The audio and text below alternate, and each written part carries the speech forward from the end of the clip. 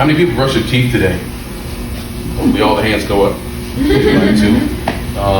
Ate something for breakfast or made something to eat, smoothie, whatever. Got dressed, tied your shoes. So I remember when I learned to tie my shoe. I still remember it. I think I was about 5 or whatever age it was. My sister taught me how to tie the shoe, and I remember practicing it until I could get it. And I was like zeroed in and focused on it. I don't know if you guys remember any of those moments when you were a kid, even when you were playing outside or doing the littlest things. And I always tell people, if you want to learn mindfulness, you want to learn being present, and you want to learn how to focus, watch a little kid when they're playing. Watch a little kid playing a game, playing together. They're zeroed in that game, or whatever it is they're doing. They're not looking around anywhere. They're not off on a phone or doing anything else. They're focused on whatever task that is that they're working on. And I bring that up because, even now, with the world the way it is now, with technology, and again, technology is great, but it takes those opportunities away. Because we may have a phone out sitting here, and we're doing something here, but if it buzzes, beeps, or whatever it does, you might want to take a look at it. It might be your job. It could be your son, your mom, your dad, whoever, and you've got to take a look. So now it took away that opportunity to be in that present moment. Okay, so we have to be more proactive with mindfulness. Okay, so there's a lot of different ways to do that.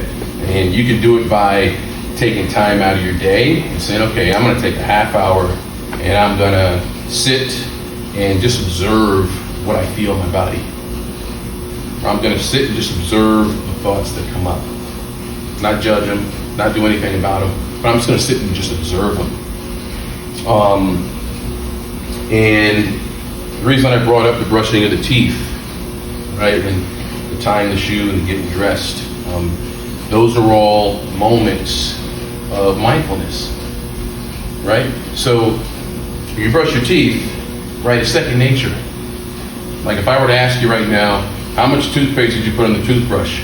Well, you're not going to really remember that. How many strokes did you do this way? How many strokes did you do that way? You're not going to really remember that, right?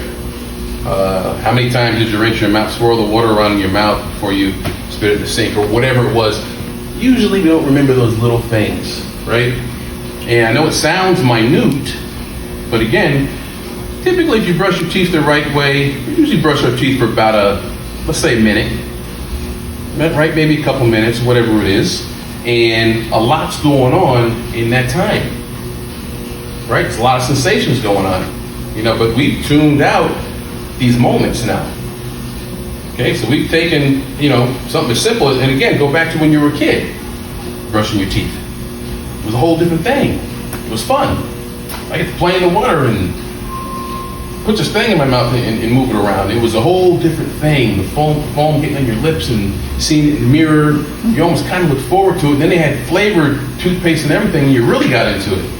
Then as adults now, it's how quick can I get this over with? Right? Because I got to get ready for work or whatever. And again, that was a 2-minute opportunity to be mindful and to be aware. How cold is this water? How does it feel now? How do these bristles feel? Is there moving across the gums, moving across my teeth? What am I hearing right now as I'm doing this? Okay? And again, I know it sounds funny, but the next time you go and you brush your teeth, I want you to go back to being that kid and being present, feeling all that. Okay? Because again, now you got the cortisol level coming down, stress level coming down, right? Heart rate coming down, breathing becoming easier, and then your health impacted in a positive way.